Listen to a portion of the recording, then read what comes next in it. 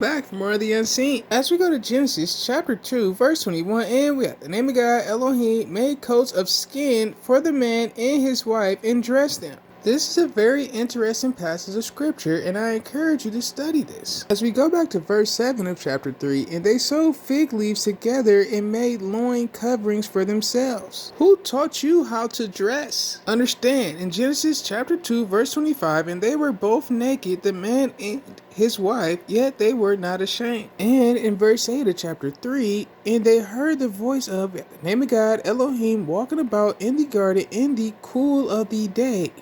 Did temperature change occur at this point? Did you know that you can have clothing made of non-animal skin?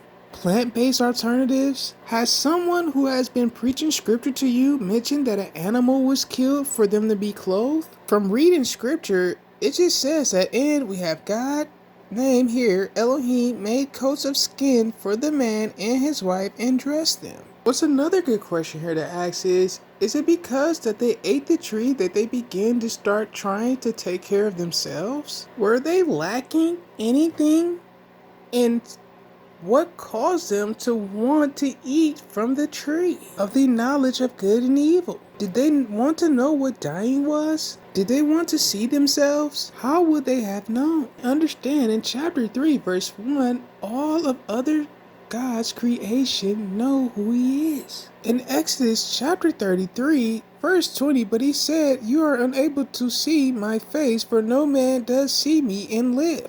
And the name of God said, see, there is a place with me, and you shall stand on the rock, and it shall be, while my esteem passes by, that I shall put you in the cleft of the rock, and cover you with my hand while I pass by.